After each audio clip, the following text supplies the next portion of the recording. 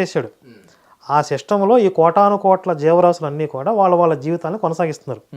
అంటే దేవుడు కేవలం మనుషులకు మాత్రమే ఇక్కడ చోటు కల్పించలే, జంతువులకు చెట్లకు అన్ని కూడా దేవుడు సృష్టించినాయి. అంతే కదా. ఇప్పుడు మీకు శ్రీకాళహస్తిలో సాలీడు, ఏనుగు, సర్పము ఇవి కూడా ముక్తిని పొందాయని ఉంది. ఒక మనిషి మాత్రమే అంటే సంకుచిత బుద్ధితో హిందుత్వం మాట్లాడదు. ఒక మనిషికి మాత్రమే భోగజీవిగా పుట్టించాడు, మొత్తం అనుభవించమన్నాడు, అన్నిటిని చంపుకు తినమన్నాడు, మొత్తం నాశనం చేయమన్నాడు.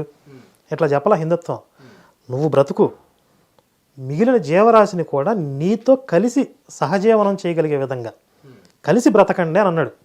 అందుకే ప్రకృతిని కూడా ప్రేమించే తత్వం హిందుత్వంలో ఉంటుంది.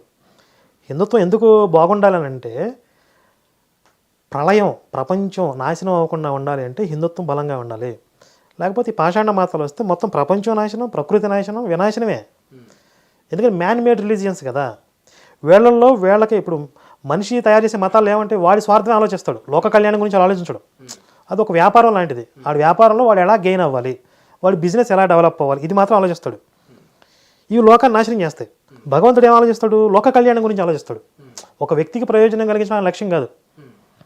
అందుకని సర్వమానహితం, సర్వజీవులకి హితాన్ని కలిగించేది హిందుత్వం మాత్రమే.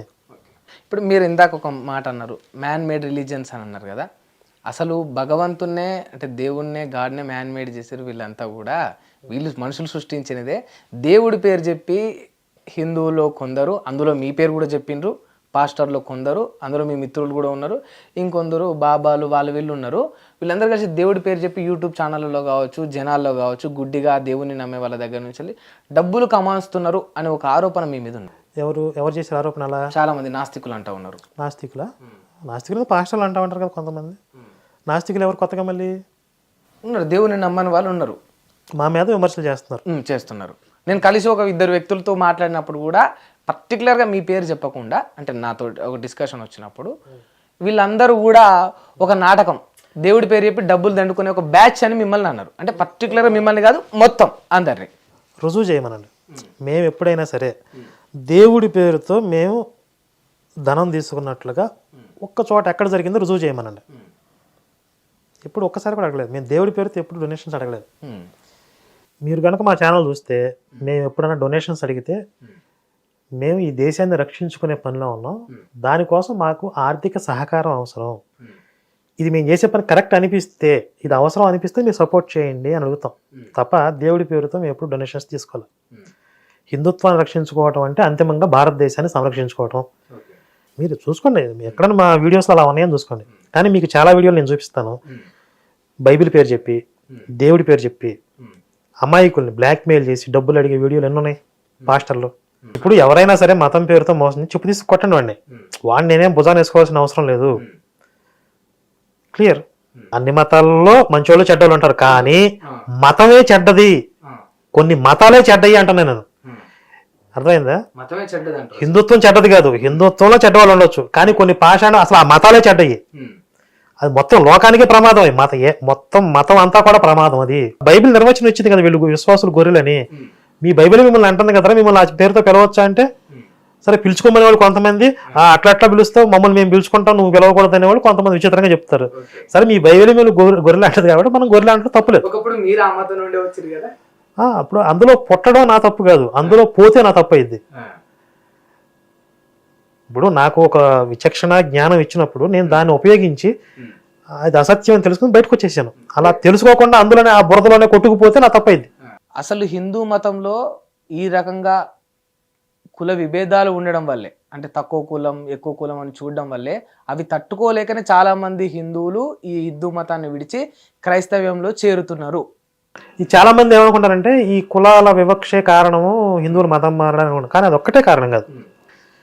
ఇప్పుడు అలా అనుకుంటే అగ్ర కులాలలో కూడా మతం మారిన వాళ్ళు ఉన్నారు. మరి వాళ్ళకి ఏ కుల వివక్ష ఉందని వెళ్ళారు అంటే అదొక్కటే కారణం కాదు, చాలా కారణాలు ఉన్నాయి. చాలా కారణాలలో మెజారిటీ కారణం ఏంటి అని అంటే, హిందువులు ఏ కష్టంలో ఉన్నా, ఇప్పుడు మనిషి అన్నాక వాడికి జీవితం అంతా పోల్పాన్పులాగా ఉండదు కదా. ఎంత ధనవంతుడైనా, ఎంత మంచి స్థితిలో ఒక మినిస్టర్ ముఖ్యమంత్రి అయినా కూడా కాస్త జీవితంలో ఒడిదుడుకులు ఉంటాయి. ఏ చిన్న కష్టం వచ్చినా సరే నువ్వు మా మతంలోకి వచ్చాయి, నీకు అన్ని అద్భుతాలు జరుగుతాయి అని వలయడానికి రెడీగా ఉంటారు. ఈ వలేసినప్పుడు బలహీనలు ఆ చేపలో ఆ వల్ల పడుతున్నారు తప్ప అదేం మాయా కాదు, మంత్రం కాదు. ఇప్పుడు భారతదేశంలో కోటాను కోట్ల మంది వీళ్ళు వల్లేస్తున్నారు, అందులో కొంతమంది చిక్కుతున్నారు. అదే మీరు విదేశాలకు వెళ్తే ఎక్కువ క్రిస్టియన్స్ ఉంటారు కదా, క్రిస్టియన్స్ మీద మరి హిందూ సంస్థలు, హిందూ ఆర్గనైజేషన్ ప్రచారం చేసే వాళ్ళు ఉన్నారు, వాళ్ళు వలయిట్లా, వాళ్ళు ఫిలాసఫీ చెప్తున్నారు, భగవద్గీత ఫిలాసఫీ చెప్తూ పోతున్నారు. ఆ ఫిలాసఫీకి అట్రాక్ట్ అయిన వాళ్ళు హిందుత్వంలోకి వస్తున్నారు, వాళ్ళు కోటాను కోట్లు ఉన్నారు. మీకు శ్రీకృష్ణుని నమ్ముకుని నాకు అద్భుతం జరిగింది నా జీవితంలో కాబట్టి నేను శ్రీకృష్ణుని నమ్ముకున్నాను అని చెప్పిన సాక్ష్యం ఒకటి చూపించండి. మీకు వెస్ట్రన్ కంట్రీస్ నుంచి హిందుత్వంలోకి వచ్చిన చాలా మంది భక్తులు ఉంటారు కదా, హరే రామ హరే కృష్ణ భజనలు చేస్తూ రోడ్ల మీద, వాళ్ళ ఒక్కళ్ళైనా సరే నేను అద్భుతం జరిగింది నా జీవితంలో, నేను ఇక్కడికి వచ్చాను అని చెప్పిన వాళ్ళు ఎవరైనా ఉన్నారా? ఎవరో ఉండరు. వాళ్ళందరూ భగవద్గీత మాకు అంటే అందులో ఉన్నటువంటి ఫిలాసఫీ ఏదైతే ఉందో అది నా జీవితానికి మార్గనిర్దేశనం చేసింది, నా సమస్యలన్నిటికీ ఒక పరిష్కారం చూపించింది, అంటే మనోధైర్యాన్ని కల్పించింది, అందువల్ల నేను అక్కడికి వచ్చానని చెప్తారు. మీకు ఇక్కడ చూడండి, నేను యేసుని నమ్ముకున్నాను మా పెట్ట రెట్టేసింది, నేను యేసుని నమ్ముకున్నాను మా కోడి గుడ్డి పెట్టింది. ఇవి వీళ్ళు చెప్పే సాక్ష్యాలు, ఈ దొంగ సాక్ష్యాలు. ఇప్పుడు వాళ్ళు సమాజాన్ని పాడు చేసే చెడ పురుగులు, వాళ్ళ గురించి నేను ఎక్స్పోజ్ చేయటం, అవగాహన కల్పించడం అనేది భగవంతుడు నాకు ఇచ్చిన బాధ్యత. నేను ఒక పోలీస్ అని అనుకుంటాను, ఒక మిలిటరీ అని అనుకుంటాను. నేను నా హిందుత్వాన్ని, నా దేశాన్ని రక్షించుకునే స్థితిలో ఒక సైనికుడి స్థానంలో ఉంచాడు భగవంతుడు నన్ను, కాబట్టి నేను యుద్ధమే చేయాలి. కొంతమంది వచ్చి మీరు ఎందుకు అంటే రోగులకి పాలు పళ్ళు దుప్పట్లు పంచడం అని అడుగుతారు. పాలు పళ్ళు దుప్పట్లు పంచే వాళ్ళు వేరే ఉంటారు, అది కూడా మంచి పనే, కానీ నన్ను యుద్ధం చేసే స్థితిలో ఉంచారు కదా, యుద్ధమే చేయాలి నేను. అది భగవంతుడు అంటే ఇంకా ఎగ్జాంపుల్ చెప్పాలంటే మీకు శ్రీకృష్ణుడు అర్జునుడు చెప్పింది అదే. ఆయన అర్జునుడు ఏమో నేను తపస్సు చేసుకుంటా అన్నాడు, తపస్సు చేసుకోవడం నీ డ్యూటీ కాదు, అది నువ్వు యుద్ధం చేయడం నీ డ్యూటీ, నువ్వు ఎందుకు నీ డ్యూటీ మానేసి ఇంకోటి చేస్తానంటున్నావు, నీ ధర్మం కానీ ఇంకో ధర్మం ఎందుకు పట్టుకుంటున్నావు అని అడిగాడు. సామాన్య హిందువులని ఎవరిని అడిగినా తప్పనే చెప్తారు, పోకూడదనే చెప్తారు. కాకపోతే అది ఆయన ఏదో కావాలని ఆయన చేసింది కాదు.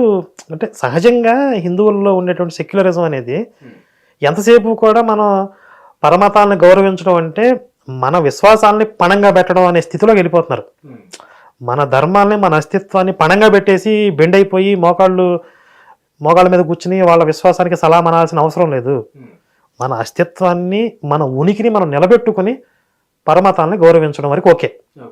అంటే ఇవన్నీ బాగానే ఉన్నాయన్న. రీసెంట్గా ఒక వీడియో చూసిన నేను, మీరు చూసిరో లేదో, రామ్ చరణ్ గారు అయ్యప్ప మాల వేసుకొని దర్గాకు వెళ్ళి అక్కడ మొక్కిండ్రు. అట్లా ఒక హిందూ మాల వేసుకున్న ఒక స్వామి వెళ్ళి మొక్కొచ్చా? మొక్కకూడదని అంటాను, ప్రతి ఒక్క హిందువు చెప్పే మాట అదే. ఇంకా రామ్ చరణ్ లాంటి సెలబ్రిటీ అసలు చేయకూడదు, ఎందుకంటే దాని ఇంపాక్ట్ ఇంకెక్కువ ఉంటుంది సమాజం. పైగా అసలు ఈ సెలబ్రిటీస్ని పర్టికులర్గా టార్గెట్ చేసే ముఠాలు కూడా ఉన్నాయి. ఎందుకంటే వీళ్ళు కనుక వాళ్ళ వల్ల పడితే వాళ్ళని చూపించి ఇంకొంతమందిని అందులోకి లాగడం చాలా ఈజీ. కాబట్టి వాళ్ళు ఎప్పుడు కూడా ఎక్కువ టార్గెట్ లిస్ట్లో ఉంటారు, వాళ్ళు ఎక్కువ జాగ్రత్తగా ఉండాలి. అంటే ఇప్పుడు ఇది మొక్కకూడదు అన్నారు కదా, గౌరవించడం కింద తీసుకోవచ్చు కదా? అది గౌరవించినప్పుడు ఏఆర్ రెహమాన్ రామ్ చరణ్ తీసుకుపోయి అక్కడ రమ్మన్నాడు అని చెప్పి వార్త కదా. అదే ఏఆర్ రెహమాన్ని మన హిందూ దేవాలయానికి తీసుకురామనండి, అతను వస్తాడేమో? అతను రంజాన్ మాసంలో దీక్షలో ఉన్నప్పుడు హిందూ దేవాలయాన్ని సందర్శించవలసిందిగా రామ్ చరణ్ గారు ఆహ్వానిస్తే అతను వస్తాడా? రాడు కదా. మరి ఎందుకు కేవలం హిందువుల్లోనే ఇట్లా ఎక్కువ ఉంటుంది? అంటే మనకి ఇప్పుడు కొన్ని దశాబ్దాలు, కొన్ని శతాబ్దాల నుండి కూడా మన అస్తిత్వాన్ని, మన విశ్వాసాలని పణంగా పెట్టి ఇతర మత విశ్వాసాలని గౌరవించడం అనే ఒక దిక్కుమాలిన భావజాలం మనకు నేర్పించారు. మన అస్తిత్వాన్ని, మన గౌరవాన్ని, మన ఉనికిని నిలబెట్టుకుంటూ ఎదుటివాడిని గౌరవించడం వరకు ఓకే. అది దాటి మరి ఆ స్థితిలోకి తీసుకుపోయారు కాబట్టి ఇప్పుడు ఆ స్థితి నుండి సమాజాన్ని మేల్కొల్పాల్సిన అవసరం ఉంది ఇప్పుడు ప్రజెంట్. దానికి సెలబ్రిటీలే అతీతులు కాదు, ఒక కామన్ మ్యాన్ నుంచి సెలబ్రిటీల దాకా అందరూ టార్గెట్ అవుతారు. ప్రతి ఒక్కరిని కూడా హిందుత్వం నుంచి లాగడానికి ప్రయత్నాలు జరుగుతూనే ఉన్నాయి. సార్, అంటే మీరు ఇన్ని విషయాలు మీ వరకు మీరు బాగానే చెప్తున్నారు, కానీ ఇప్పుడు నేను పాస్టర్లను కూడా ఇంటర్వ్యూలు చేసిన వాళ్ళందరిది అంటే మీరు చెప్పిన దానికి క్వైట్ ఆపోజిట్ ఉన్నది. వాళ్ళందరూ ఒక మాట ఏమన్నారంటే, తీసుకురండి ఎవరు వచ్చినా సరే, మేము నిజాలను నిర్భయంగా చెప్పడానికి ప్రభువే ఈ సృష్టికి సృష్టికర్త, ప్రభు ఒక్కడే అని నిరూపించడానికి మేమందరం సిద్ధమని అన్నారు. ఒకవేళ ఒక పాస్టర్ను తీసుకొస్తే, ఒక పాస్టర్కు డిబేట్ కూర్చోబెడితే కరుణాకర్ సుగుణ సిద్ధమా? హిట్ టీవీ యాప్ ఇందులో short news, live news, entertainment shows, movies, digital magazines తో పాటు మీ జిల్లా వార్తలను కూడా ఫ్రీగా చూడొచ్చు. అంతేకాదు కేజీ నుంచి పీజీ వరకు విద్యార్థులకు స్కాలర్షిప్ కూడా అందిస్తున్నాం. ప్రతి వారం 10 మందికి లక్కీ డ్రా ద్వారా ఒక్కొక్కరికి 10,000 రూపాయలు అందిస్తున్నాం. ఇంకెందుకు ఆలస్యం, వెంటనే హిట్ టీవీ యాప్ ని డౌన్లోడ్ చేసుకుని ఫ్రీగా ఎంటర్టైన్మెంట్ పొందండి. Hit TV app. Hit TV app. Please download Hit TV app. Hit TV యాప్ని ఫ్రీగా డౌన్లోడ్ చేసుకొని ఎంజాయ్ చేయండి. మీకు నచ్చిన ఎంటర్టైన్మెంట్ కోసం హిట్ టీవీ యాప్ ని ఫ్రీగా డౌన్లోడ్ చేసుకుని ఎంజాయ్ చేయండి. హిట్ టీవీ యాప్ని డౌన్లోడ్ చేసుకుని ఆస్వాదించండి, ఆశీర్వదించండి. ఇంతమంది సెలబ్రిటీలు హిట్ టీవీ యాప్ ని డౌన్లోడ్ చేసుకోండి అని చెప్తున్నారంటే ఎంత మంచి యాప్ ఆలోచించండి.